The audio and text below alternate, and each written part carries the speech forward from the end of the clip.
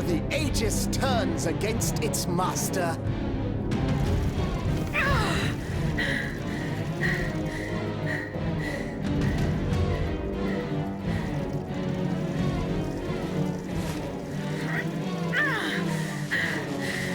You are not my master, tyrant! You never were! I am quite happy to concede this point, but what about the Count?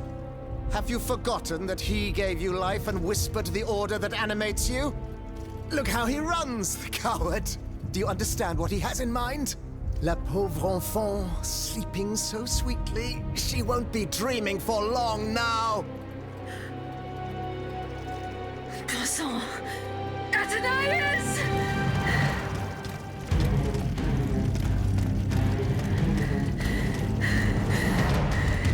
Don't move! The time has come to set you free, Aegis. This whore's soul has poisoned your cogs for too long. Adieu, sad puppet. No! Bonté divine, I don't want to die.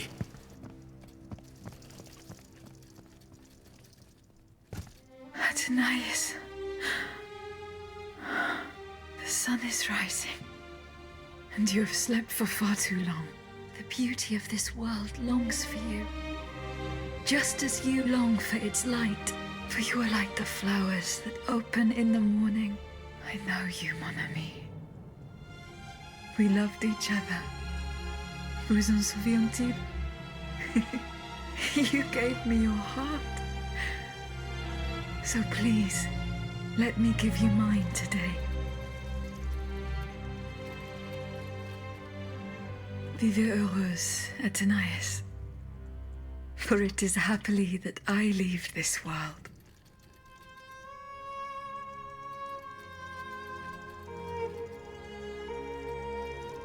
This way, monsieur.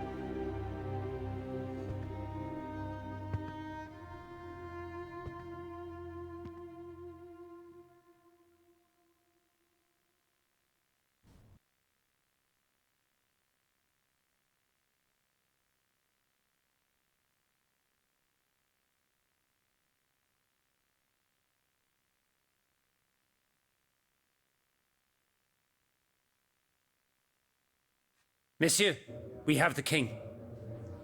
It is now up to us to wield his scepter. In this trying time, crucial decisions must be made without delay. First and foremost, we must take back Paris. And how do we do that, mon Dieu? There are automats everywhere, and they are constantly regenerated by their crimes. We have the king. Cagliostro has fled, but he is leaving a trail of blood. I doubt he will survive his injuries. As a result, the automats are left to their own devices, with no one to give them orders and no reinforcements. And since I'm sure that Parisians will no longer venture out into the streets, the machines will soon have no more souls to harvest. Sooner or later, they will no longer be able to move and, par la grâce de Dieu, will become inanimate objects again. It's a matter of days, weeks at most. Mais ensuite, once peace has been restored, what of the kingdom? This is indeed a crucial issue. Leaving the nation without a government would expose it to the greatest danger. Worse, it would condemn it to civil war. Eh bien quoi, monsieur? Can you not govern together? Unfortunately, the disagreements that divide our assembly run far too deep. That which we can agree, is that we have been given a chance to choose the person who shall succeed the tyrant. I believe I am the person who is best suited to exercise power. Of course, I will only hold office for as long as it takes to set up a new assembly and a government of the people. For the French will no longer tolerate a king. We can be sure of that. Are you joking? What have you done that would convince us to let you take down the monarchy? Answer, Monsieur de Robespierre.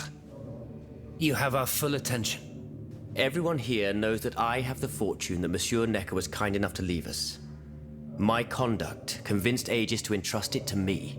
Do you think we are prepared to let a simple representative from Artois squander this treasure as he pleases? I promise to use every cent of it to help the nation recover.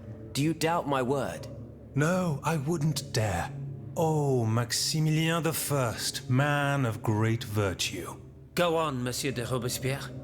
I flatter myself that while I have no personal fortune, I possess the greatest treasure of all, the support of the people, and the ability to convince those who are in error. Yes, I can attest to that. Maximilian is a just and virtuous man if ever there was one. Though I have always sought moderation and pragmatism, I now agree with him that in the case of abolition, principle must come first. You know that I share your views on emancipation. It is astonishing that I am never given credit. Monsieur, I rest my case. Very well. We must now make our decision. I pray that each of us shall respect this decision and set aside our personal interests for the sake of peace and the common good. Who among you approves the appointment of Monsieur Maximilien de Robespierre?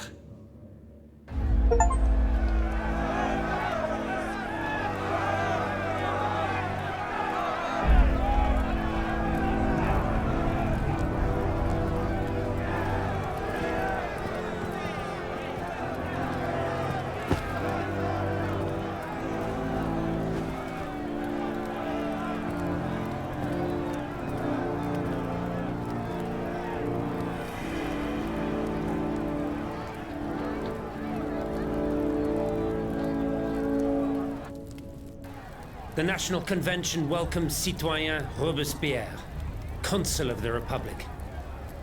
Citoyen Louis de Bourbon, former King of France, in the name of the French people, in light of the innumerable crimes of which you have been found guilty, the members of the National Convention, meeting as an extraordinary court, have voted to sentence you to death. The sentence will be carried out on the hour. Now that justice has been done, the nation is ready to hear your last words.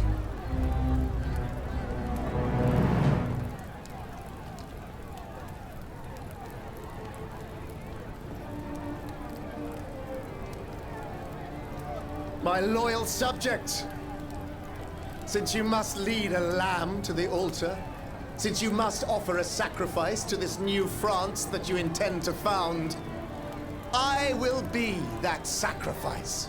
How dreadful this world is, where beauty is doomed to fade and flesh decays. I found no consolation in this world. I vainly thought I was giving our souls the gift of immortality beyond our mortal bodies. The Grim Reaper was my sworn enemy. Influenced by the most awful of men, I believed that the genius of machinery could overcome death itself. Alas, I have lost this fight, and am branded with the mark of murderer. Life, even more than the crown, was heavy for me to bear. I have suffered too long under the thumb of nature, which I despised. As a child, I saw my older brother die. I lost my father in the prime of his life, and then my mother, who was even younger. My beloved daughter did not live a year. As for my son, the first of my heirs, I unknowingly gave him to drink from a poisoned cup. I mourn the death of these poor souls daily. My death will not unite us, of this I am certain. For I, in my misery, have lost the support of my faith. So, executioner, lay me down on this board, Vertu. I will sleep now. Sleep at last, and not to dream.